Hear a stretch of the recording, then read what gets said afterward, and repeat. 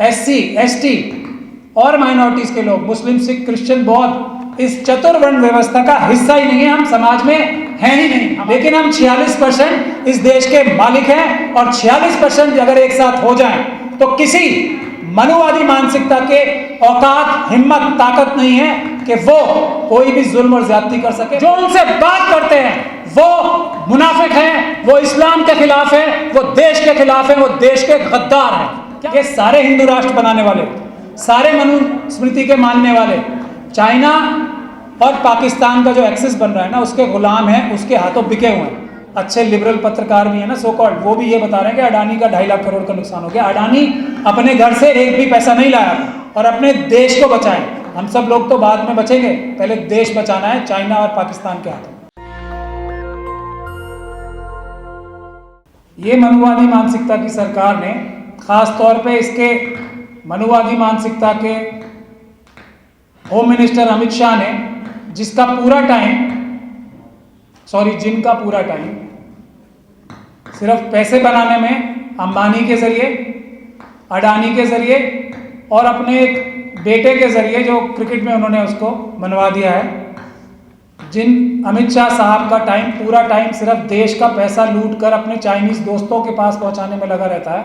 Solicitor general साहब, तुषार मेहता साहब नाम है,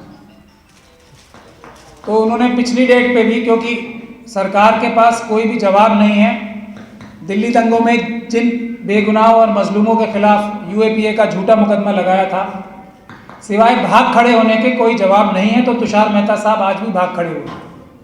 इसीलिए मैं जो 4th पिलर है उसको बता रहा हूँ ये बात। और माननीय उच्चतम न्यायालय ने ये टिप्पणी की है कि अगर अगली डेट पर भी, मैं थोड़ा मज़ेदार लैंग्वेज में बता रहा हूँ, लब्बो-लुआब यही है कि अगली डेट पर भी अगर सॉलिसिटर जनरल, जो मुल्क के दूसरे नंबर के लॉ ऑफिसर हैं, वो भाग खड़े हुए, तो हम ये मान लेंगे कि सरकार के पास इस बेल एप्लीकेशन के खिलाफ कहने के लिए कुछ नहीं है। यानी कि जो मजलूम बेगुनाह UAPA यानी आतंकवाद का झूठा मुकदमा लगा के बंद हुए हैं, उसके खिलाफ सरकार के पास बोलने के लिए कुछ नहीं है, ये मान लेंगे। और 21 फरवरी की डेट लगाई है, उसी मुकदमे में था, इसीलिए थोड़ी देर हो गई, माफ़ी चाहता हूँ। और हमारे दुश्मन कौन है? हमारे दुश्मन हैं मनुवादी मानसिकता के लोग, जो इंसान को इंसान के बराबर नहीं समझते, जो इंसान को इंसान से छोटा बड़ा समझते हैं और ये कहते हैं कि ब्राह्मण, क्षत्रिय, वैश्य के अलावा किसी के पास प्रॉपर्टी रखने का अधिकार नहीं है, किसी के पास पढ़ाई लिखाई करने का अधिकार नहीं है, किसी के पास जनरल जगह से पानी पीने का अधिकार नहीं है, सड़क पे चलने का अधिकार नहीं है, वोट देने का अधिकार तो होगा ही क्यों, क्योंकि वो तो बाबा साहब ने ही दिया। 1927 में 25 दिसंबर को मनुस्मृति जलाकर बाबा साहब ने उसकी जगह ये संविधान भारत का दिया। मनुस्मृति जलाकर ये भारत का संविधान दिया। और मैं मोदी जी का एक बात पे तो शुक्रिया अदा करना चाहता हूँ, बहुत बहुत शुक्रिया अदा करना चाहता हूँ कि उन्होंने इस देश में हिंदू कौन है उसकी डेफिनेशन एकदम साफ कर दी है, बिल्कुल क्लियर कर दी। इस देश में मोदी जी ने यह कहा है कि जिसको अभी कहा है ना EWS जो 10% दी है, उसके लिए यह कहा है कि हमने हिंदुओं को रिजर्वेशन दे दी। तो इसलिए मैं उनका बहुत बहुत शुक्रिया अदा करना चाह रहा हूं कि शायद जो RSS में नागपुर में बैठे जो उनके आका हैं, उनसे गलती हो गई या ये एक मैसेज वो देना ही चाहते हैं बाकी सब लोगों को। दोनों ही तरह से मोदी जी का शुक्रिया अदा करना चाहता हूं कि उन्होंने हिंदू की डेफिनेशन अब क्लियर कर दी है कि जिसको EWS में अप्लाई कर सकता है वो ही हिंदू है। हमने हिंदुओं को रिजर्वेशन दे दी है, ये EWS के बारे में कहा है, आप सब लोगों ने देखा है ना। तो अब जो हमारे OBC के भाई हैं, जो वर्ण व्यवस्था में आते हैं, उनको तो उन्होंने साफ कर दिया। जो EWS में अप्लाई नहीं कर सकते कि आप हिंदू नहीं हो, इससे ज्यादा क्लैरिटी से और क्या बात हो सकती है। मैं यहां एक बात साफ कर देना चाहता हूं कि हमारे देश में वर्ण व्यवस्था की जो व्यवस्था है, वो वर्ण व्यवस्था में 46% लोग उस वर्ण व्यवस्था का हिस्सा नहीं है। ये थोड़ी ध्यान से सुनने वाली बात है। वो अवर्ण है, ब्राह्मण, क्षत्रिय, वैश्य और शूद्र, यही है ना। 4 ही वर्ण व्यवस्था में चतुर्वर्ण व्यवस्था है। तेज सिंह जी इस बात को, 4 वर्ण व्यवस्था में 4 वर्ण आते हैं, ब्राह्मण, क्षत्रिय, वैश्य और शूद्र। शूद्र पैदा हुए हैं ब्राह्मणों की सेवा करने के लिए। ये शूद्र कौन है? ये ओबीसी हैं। जिसको गलतफहमी है वो मोदी जी के बयान से दूर कर ले, क्योंकि ओबीसी अप्लाई नहीं कर सकते ईडब्ल्यूएस में 10% कोटा के लिए अप्लाई नहीं कर सकते। तो साफ हो गया, ओबीसी भी जो कि उस चतुर्वर्ण व्यवस्था का हिस्सा है, वो हिंदू नहीं है हमारे नागपुर के विचार से और मोदी जी के विचार से। लेकिन जो ओबीसी के लोग हैं, जिनको मनुवादी मानसिकता के लोग शूद्र कह के बुलाते हैं, वो हम बाकी सब लोगों के जो कि अवर्ण हैं, जो इस चतुर्वर्ण व्यवस्था का हिस्सा ही नहीं है। ये बात ध्यान से समझने की बात है। हम लोग एससी, एसटी और माइनॉरिटीज के लोग, मुस्लिम, सिख, क्रिश्चियन, बौद्ध, इस चतुर्वर्ण व्यवस्था का हिस्सा ही नहीं है। हम समाज में हैं ही नहीं। हमारी एग्जिस्टेंस ही ये चतुर्वर्ण व्यवस्था, मनुवादी मानसिकता मानती ही नहीं है। और ये 46% है हमारे देश में। अगर सेंसस से लिया जाए, वैसे तो और भी ज्यादा है, अगर सिर्फ 2011 के सेंसस से लिया जाए तो 45 से 46% है। कैसे? 15% मुस्लिम कम्युनिटी, क्रिश्चियन, सिख और बौद्ध मिला के 5%, 20%, 17% शेड्यूल कास्ट कम्युनिटी और 8 से 9% शेड्यूल ट्राइब कम्युनिटी। ये 45-46% जो लोग हैं, हम इस वर्ण व्यवस्था का हिस्सा नहीं है। हम एग्जिस्ट नहीं करते, हमारा वजूद ही नहीं है इनकी नजर में। लेकिन बाबा साहब डॉक्टर भीमराव अंबेडकर ने इस देश में हर एक इंसान को एक वोट देके, बराबर का एक वोट देके, जो भी मेजॉरिटी प्राप्त करेगा, जो भी बालिग होगा, उसको एक वोट देके सबको बराबर का मालिक बना दिया इस देश का। तो उनकी नजर में हम एग्जिस्ट करें ना करें, और मुझे बड़ी खुशी है कि हम उनकी नजर से दूर ही रहें, हम उनकी नजर में एग्जिस्ट ही ना करें, लेकिन हम 46% इस देश के मालिक हैं। और 46% अगर एक साथ हो जाएं तो किसी मनुवादी मानसिकता के औकात, हिम्मत, ताकत नहीं है कि वो कोई भी जुल्म और ज्यादती कर सके, बल्कि हम लोग उनको उनकी सही जगह, बहुत सारे लोग तो उनमें अडानी, अंबानी और ये मोदी जी और अमित शाह जैसे जेल में ही जाएंगे, और आरएसएस और जितने भी उसके आरएसएस के संगठन के लोग हैं, जो ऑफिस बेरर हैं, जो अभी पिछले 8 से 9 सालों में जमीन से लेके आसमान तक पहुंच गए, करोड़पति, अरबों करोड़ रुपए कमा लिए उन्होंने, वो सब तो जेल में ही जाएंगे अगर हम 46% एक हो जाए। लेकिन जो बाकी बचेंगे मनुवादी मानसिकता के लोग, उनको हम उनका 10 नहीं 12% हिस्सा बनता है। उनका 2% कम है, मोदी जी ने कम दिया। हम उनके घर के दरवाजे को नॉक करके दे के आएंगे, ये हमारा इंसाफ है। लेकिन उस 12% से ज्यादा अगर नजर रखी तो फिर वो नजरें और वो आंखें हम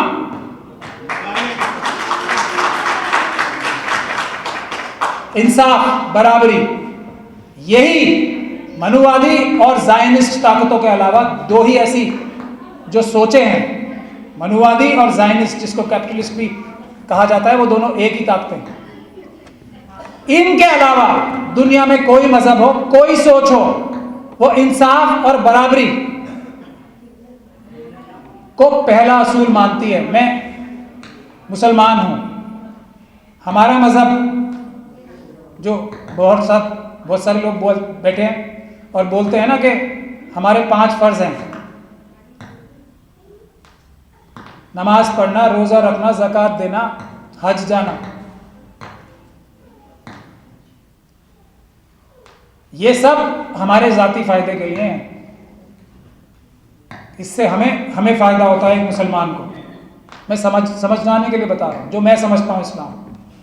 लेकिन अल्लाह ताला ने जो हर एक मुसलमान की, जो ईमान वाला कहता है अपने आप को, जो जिम्मेदारी लगाई है, वो है इंसाफ और बराबरी के लिए काम करना। और इंसाफ बराबरी सिर्फ मुसलमानों के लिए नहीं, सबके लिए।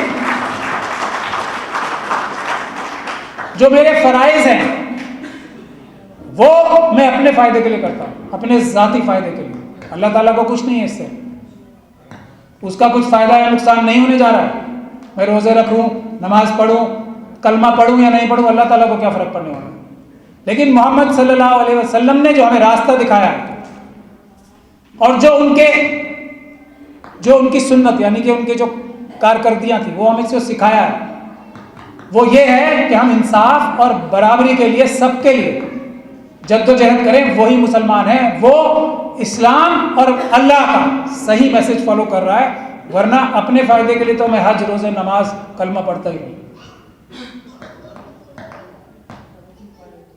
ज़कात से भी हालांकि माशरे का भी फायदा है, लेकिन मेरा भी फायदा है ना, मुझे जन्नत मिलेगी।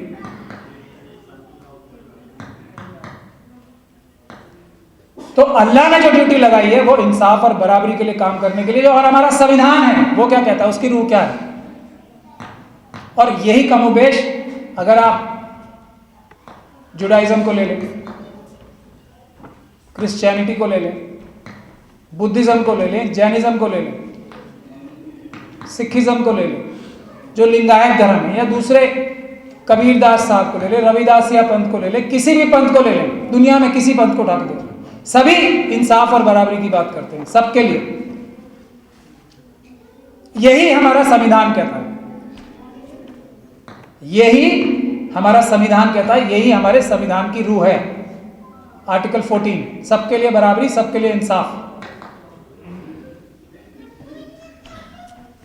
तो जिम्मेदारी हम लोगों की है, SC ST और माइनॉरिटीज के लोगों की, कि हम अपने 46% एक हों। फिर मैंने आपको बता ही दिया क्या होगा, सरकार हमारी बनेगी। OBC तो हमारे भाई हैं ही। आज बहुत सारे जो OBC के इंटेलेक्चुअल्स हैं वो तो इस बात को बखूबी समझ चुके हैं, और जो हालात आज आपके सामने है उसका नतीजा आप लोग देख ही रहे हैं कि अभी कल भी कुछ OBC के समाज के लोगों के खिलाफ अभी 3-4 दिन पहले ही वो FIR कराई है और अरेस्ट कर लिया उन्हें। वो लोग ने मुझे कांटेक्ट किया, जल्दी हम उनकी बेल भी कराएंगे। तो उनके इंटेलेक्चुअल्स को तो समझ में आ रही है, तो वो हमारे भाई हैं, बहनें हैं। हम लोग अगर इकट्ठे होंगे तो वो भी उस मनुवादी मानसिकता जो उन्हें शूद्र समझती है उससे हटके हमारी तरफ आएंगे। तो मेरी गुजारिश आप सब इंटेलेक्चुअल से ये रहेगी कि हम लोग SC ST और माइनॉरिटीज की एक जहती पे ताकत लगा के काम करें। सोशल अपनी आम तौर की, आम रोजमर्रा की जिंदगी में भी और पॉलिटिकली भी। एक चीज मेरे मन के मुताबिक यहां लिखी हुई है जो हम सब बड़े आसानी से कर सकते हैं। किसी भी हालत में, किसी भी कीमत पे हमें और मुस्लिम समाज को एक चीज की, मैं बावजूद इसके कि हमारे अंदर सबसे ज्यादा मुनाफिक हैं और बड़े बड़े ओहदों पे जितने लोग बैठे हैं सबसे ज्यादा हमारी कम्युनिटी में मुनाफिक हैं। RSS से हाथ मिला, मुनाफिक कहते हैं, कैसे समझाएं, हिपोक्रेसी। अब मुनाफिक कहते हैं जो बाहर से तो अच्छा लगे लेकिन अंदर से बुरे से भी ज्यादा बुरा हो, उसको मुनाफिक कहते हैं। हाँ, तू मुई दो मुई, गद्दार, बेईमान। तो और जो जाहिर अच्छा आदमी लगे, ये भी है उसकी खासियत कि वो देखने में बिल्कुल अच्छा लगता है। लेकिन मुसलमानों में सबसे बड़ी कमी है ये। और मुस्लिम कम्युनिटी के आम जो लोग हैं उनको भी मैं मुबारकबाद पेश करना चाहता हूं कि बावजूद इसके कि ये मुनाफिक, बेईमान जो बड़े बड़े ओहदों पे बैठे हैं, 300-400 लोग हैं मुश्किल से, वो उन्होंने CA/NRC का प्रोटेस्ट खराब करने की कोशिश की। हर दिन RSS के पास जैसे बढ़िया से बढ़िया, जो अब क्या बोलूं मैं, जो गलीज तरीज जानवर होते हैं ना, उनकी तरह दुम हिलाते हुए नागपुर की तरफ बढ़ते हैं वो हर बार। सबसे ज्यादा हमारी कम्युनिटी में, इसीलिए बता रहा हूं मैं आपको। लेकिन इस कम्युनिटी ने इतनी समझदारी का, सबसे ज्यादा पॉलिटिकल अवेयरनेस दिखाई है हमारी कम्युनिटी में। हर शक्ल में गद्दार हमारे सामने आए, लेकिन हमने तय कर रखा है कि हमने मनुवादी मानसिकता को वोट नहीं देना। यह सबसे बड़ी तारीफ की बात है मुसलमानों की। हर तरह की साजिश हो रही है कि तुम्हें मारा जाएगा, पीटा जाएगा, डराया जाएगा, तुम्हारी मस्जिदें छीन ली जाएंगी, वरना बीजेपी को वोट देने लगो। डर जाओ, नहीं डर रहे। हमने अपना नहीं, देश का दुश्मन तय कर रखा है मुस्लिम कम्युनिटी ने कि ये मनुवादी सोच जो है, ये हमारे देश को खत्म करके हिंदू राष्ट्र बनाना चाहती है, हम इसे वोट नहीं देंगे। हालांकि मैं ये आपको बात बता दूं कि RSS वाले, मनुवादी मानसिकता वाले मुसलमानों से साजिश करके हमसे कोई एकता बनाना चाहते हैं, मैं ये भी बता रहा हूं आपको। लेकिन हमसे बड़ा गंदा और घिनौना कोई कम्युनिटी नहीं होगी अगर हम अपने SC/ST भाइयों को छोड़ के इन मनुवादी गद्दारों के साथ जाएंगे। बात भी करेंगे तो हम पे हराम है, और जो बात करते हैं उससे अंदाजा लगा लो, जो उनसे बात करते हैं वो मुनाफिक हैं, वो इस्लाम के खिलाफ है, वो देश के खिलाफ है, वो देश के गद्दार हैं। क्या बात करनी है हमसे? ये एक अच्छा मुस्लिम कम्युनिटी ने किया, यही कम्युनिटी। और ये जो आपका ये है ना, इसमें बड़ी अच्छी बात कही गई है।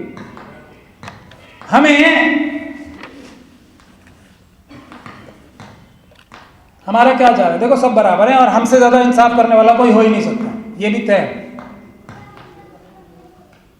ये इतिहास बता रहा है, हमारा इतिहास, कि हमने इंसाफ किया हमेशा, मुसलमानों का नहीं। जहां जहां SC/ST OBC माइनॉरिटीज के हाथ में जितनी भी ताकत आई है, उन्होंने हमेशा इंसाफ करने की कोशिश की। तो बेईमानी कौन कर रहा है? बेईमानी का मैंने एक सुप्रीम कोर्ट में केस भी आर्ग्यू किया था बहुत डिटेल में, वो कि एक रिजर्वेशन वाला, मैंने उसमें ये आर्ग्यू किया था, और वो केस हमने रिजर्वेशन जो प्रमोशन होती है ना, वो कुछ सालों के लिए रुकवाई थी 2011 में बहस करके। वो ये आर्ग्यू किया था कि ये जो सो कॉल्ड अपने आप को इंटेलेक्चुअल कहते हैं ना, और ये कहते हैं कि रिजर्वेशन का मतलब है कि क्वालिटी कॉम्प्रोमाइज हो जाती है, उसके खिलाफ मैंने आर्ग्यूमेंट ये की थी कि ये जो सो कॉल्ड अपने आप को अपर कास्ट कहते हैं, सवर्ण कहते हैं, ये बुनियादी तौर पे साइंटिफिक तौर पे ये कम अकल होते हैं। और उसका सबूत मैंने ये पेश किया था कि हमारे मुल्क में 90 से 95% जो पोस्ट है वो कौन कौन बैठा है उन पे, और नतीजा क्या है उसका, अंजाम और नतीजा क्या है? हमारा देश ह्यूमन इंडेक्स पे आप कोई भी सर्वे उठा के देख लो, 200 मुल्कों में 145, 50, 170, गरीबी हो या कोई भी हो, पढ़ाई लिखाई, हेल्थ केयर, कुछ भी है कि नहीं है? तो अगर 90% पोस्ट पर ये अपर कास्ट बैठे हैं और रिजल्ट उसका ये है, तो इसका मतलब ये एफिशिएंट नहीं है ना लोग। क्योंकि अंग्रेजों के आने से पहले हमारा देश जो था, पूरे दुनिया का 27% जो सरमाया था ना, वो हमारे देश का था, और हमारे देश की आर्मी सबसे ज्यादा पावरफुल थी, सबसे ज्यादा खुशहाल देश भी हमारा था। तो अंग्रेजों के आने के बाद ये 25 साल के अंदर 3% रह गया वर्ल्ड की जो पूरा सरमाया है आज, और आज तक भी कमोबेश उतना ही है। तो ये लोग ही तो काम नहीं करना जानते ना, जब सारी ताकत तो इनके हाथ में है, देश इतना पावरफुल है, यहाँ इतना सरमाया है, तो खराब कौन कर रहा है? यही लोग ना। तो वो केस हम जीते थे। वही बात मैं आपको बता रहा हूं कि अगर ये जो इसमें बात होने वाली है कि अगर हम भविष्य में, एक तो ये तय करनी है हमने सबने बात, अंजाम कुछ भी हो, हम लोगों का देश आगे बढ़ेगा किसी भी हालत में, किसी भी कीमत पे। हमने किसी भी, एक तो भारतीय जनता पार्टी या उनके अलायंस वाले किसी भी इंसान को वोट ही नहीं देना।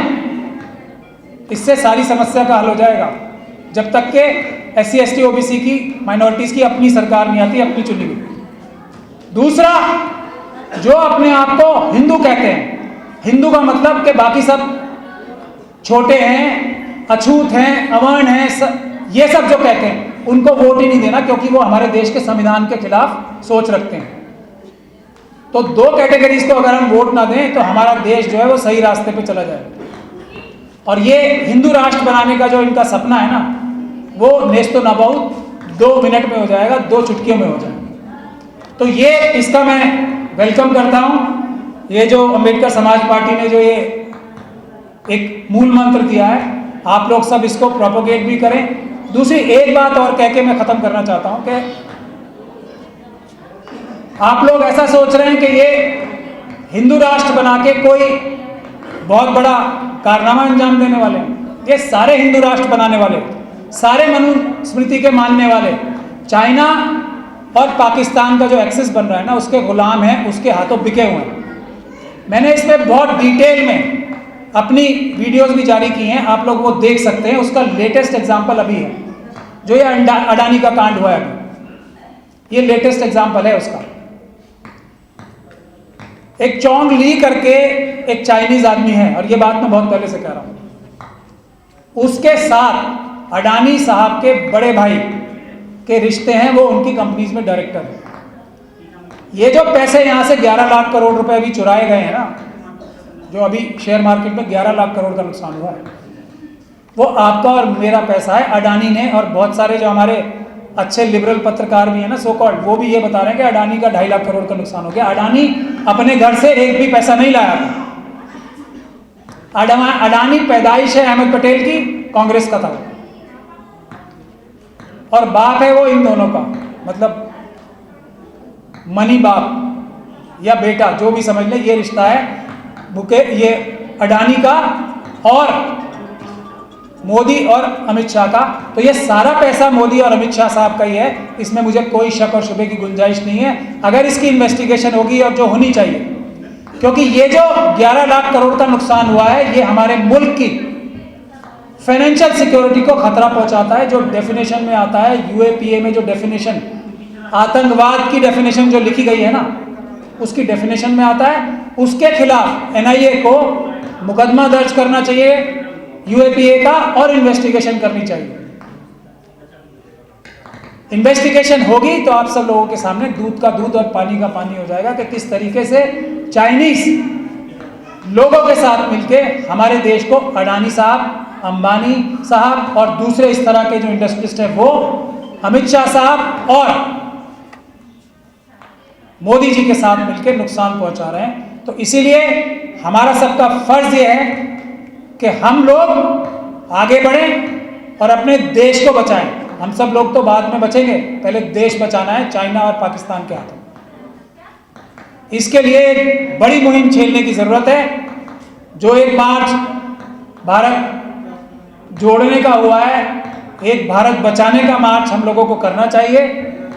चाइना की तरफ, जहां 2000 किलोमीटर से ज्यादा जगह इस कमजोर सरकार ने फौज के बार बार रिक्वेस्ट करने के बावजूद भी, ये कमजोर सरकार फौज को फ्री हैंड नहीं दे रही है, चाइना से अपनी जमीन वापस लेने के लिए और पीओके से अपनी जमीन वापस लेने के लिए। तो हमें चाइना की तरफ, लद्दाख की तरफ एक भारत जोड़ो की तरह एक भारत बचाओ यात्रा करनी चाहिए। ऐसा भी मैं आपसे रिक्वेस्ट करना चाहता हूं, इसके बारे में सोचें।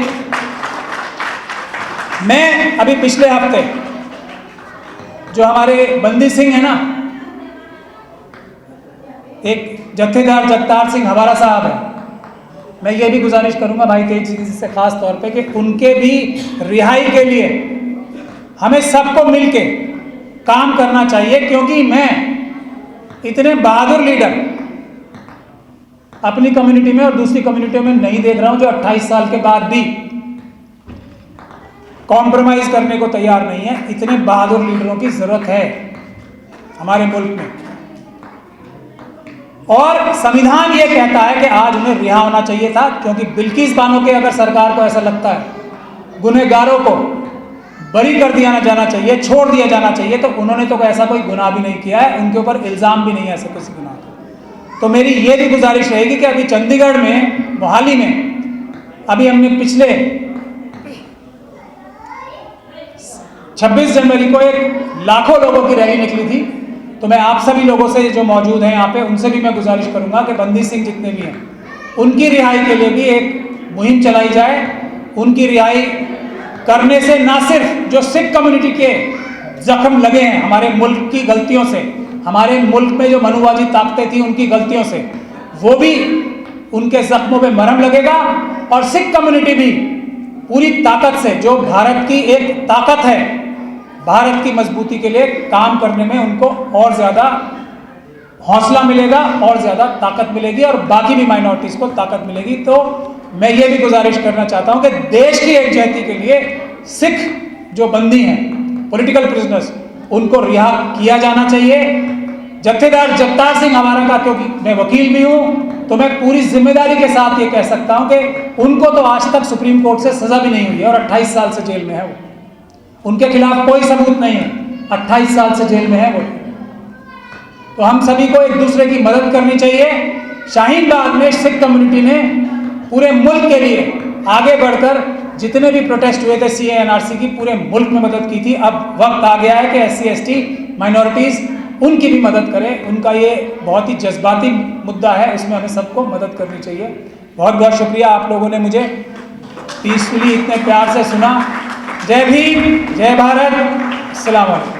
नेशनल दस्तक की आपसे गुजारिश है कि अगर इसको बचाना चाहते हैं तो नेशनल दस्तक को सब्सक्राइब करने के लिए रेड कलर के सब्सक्राइब बटन को दबाएं, फिर बेल आइकन की घंटी दबाएं। नेशनल दस्तक को बचाने के लिए बहुत ज़रूरी है कि हर खबर को शेयर करें, लाइक करें, कमेंट जरूर करें।